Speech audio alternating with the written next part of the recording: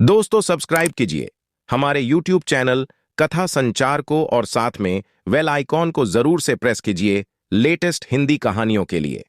धन्यवाद। नमस्कार दोस्तों, साथियों, आज की यह मजेदार कहानी को आप बिना सुने रह ही नहीं सकते, जिसका नाम है शहर की बहू। तो चलिए फ्रेंड्स, कहानी को शुरू करते हैं। एक बहुत ही प्राचीन गांव था जहां लोग पुराने रीति रिवाजों के तहत अपना जीवन व्यतीत किया करते थे। गांव में किशोर अपने माता पिता और पत्नी के साथ रहता था। किशोर की पत्नी शीतल शहर की पढ़ी लिखी लड़की थी, इसलिए उसे गांव के रीति रिवाजों में ज्यादा दिलचस्पी नहीं थी। फिर भी उसे परंपराओं के अनुसार गांव के लोगों के सामने सर ढककर रखना पड़ता था। कुछ दिनों तक तो शीतल ने बड़े बुजुर्गों की मर्यादा रखते हुए यह बर्दाश्त किया, लेकिन जब उसे लगातार पर्दे में रहने से घुटन होने लगी तो उसने अपने पति किशोर से शहर जाने की बात कही। किशोर गांव में ही पला बढ़ा था, इसलिए उसे शहर जाने में कोई रुचि नहीं थी। उसने अपनी पत्नी को समझाते हुए कहा, यहाँ हमारा पूरा परिवार है और हम इसे छोड़कर नहीं जा सकते। तुम्हें यहाँ रहने में क्या परेशानी है? शीतल ने किशोर से खुलकर अपने दिल की बात कह दी। बस फिर क्या था, वह अपनी पत्नी से नाराज हो गया और जोर जोर से चिल्लाने लगा। किशोर की आवाज सुनकर उसके माता पिता भी कमरे के अंदर आ गए हैं और जैसे ही उन्हें सारा मामला पता चला तो उन्होंने भी अपनी बहू को बुरा भला कहना शुरू कर दिया। सारे परिवार की बातें सुनकर शीतल की आंखों में आंसू आ गए। शीतल को समझ में ही नहीं आ रहा था कि वह अपने पति को कैसे समझाए। इस घटना के कुछ महीने गुजरने के बाद एक दिन शीतल सुबह होते ही बिना किसी से कुछ कहे घर से निकल जाती है। काफी दूर पैदल चलने से उसे थकान महसूस होने लगती है, इसलिए वह एक सुनसान जगह पर जाकर बैठ जाती है। घर पर जैसे ही किशोर को पता चलता है कि उसकी पत्नी कहीं चली गई है तो वह सारे गांव में शीतल को ढूंढने निकल गया। किशोर गांव के चारों तरफ जोर जोर से आवाज लगाते हुए अपनी पत्नी को खोज रहा था।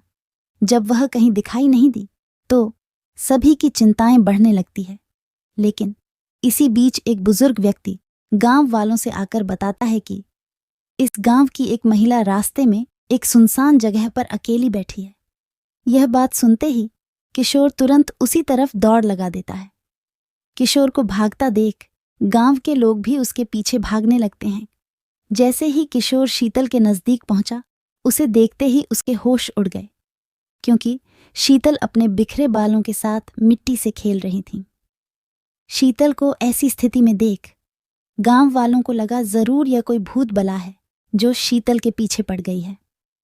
सभी ने शीतल को काबू में करने की बहुत कोशिश की, लेकिन शीतल सभी को धक्का मारते हुए जोर जोर से रोने लगी। उसके रोने की आवाज किसी पुरुष की तरह लग रही थी। जैसे तैसे करके शीतल को घर लाया गया। गांव के सभी लोगों को शीतल की हरकतें भूतिया गतिविधि की ओर इशारा कर रही थीं, इसलिए सभी ने तांत्रिक बुलाने को कहा। किशोर ने अपने कुछ रिश्तेदारों की सलाह से एक जाने माने तांत्रिक को बुलाया। तांत्रिक ने आते ही चारों तरफ एक घेरा बनाया और खतरे से बचने के लिए सभी को उस घेरे के अंदर रहने को कहा और शीतल के कमरे में अकेले ही चला गया। अंदर पहुंचते ही उसने शीतल को चेतावनी देते हुए कहा, साफ साफ बता दो, यह नाटक क्यों कर रही हो? नहीं तो तुम्हें बहुत तकलीफ होगी। शीतल तांत्रिक को देखते ही आक्रामक होने लगी। तभी तांत्रिक ने शीतल के बाल पकड़कर दोबारा कहा, मैं अच्छी तरह से जानता हूं, भूत प्रेत नाम की कोई चीज नहीं होती। मैं कई वर्षों से इसी तरह लोगों के भ्रम दूर करता आया हूं। तुम्हारे घर वालों को समझाना मुश्किल है, लेकिन तुम अच्छी तरह से जानती हो कि तुम यह नाटक कर रही हो। तांत्रिक की बात सुनते ही शीतल की आंखों में आंसू आ गए और उसने रोते हुए अपना झूठ कबूल कर लिया। शीतल ने तांत्रिक को बताया कि वह शहर की पढ़ी लिखी लड़की है, उसे ज्यादा बंधनों में रहना पसंद नहीं। उसने कई बार अपने पति से यहां से दूर चलने को कहा, लेकिन जब वह नहीं माने तो मजबूरी में आकर उसने चुड़ैल चढ़ाने का नाटक किया ताकि वह अपने मन मुताबिक जी सकें। दरअसल तांत्रिक एक वैज्ञानिक था जो कई सालों से भूतों के नाम पर फैली हुई अफवाहों की सच्चाई दिखाने के लिए रिसर्च कर रहा था। और उसी वजह से उसने तांत्रिक वेशभूषा अपनाई थी।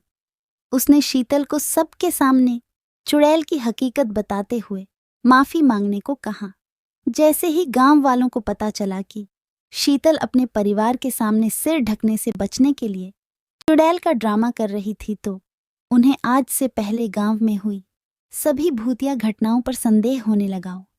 तांत्रिक के समझाने पर शीतल के घर वालों ने उसे उसके पति के साथ शहर जाने की इजाजत दे दी।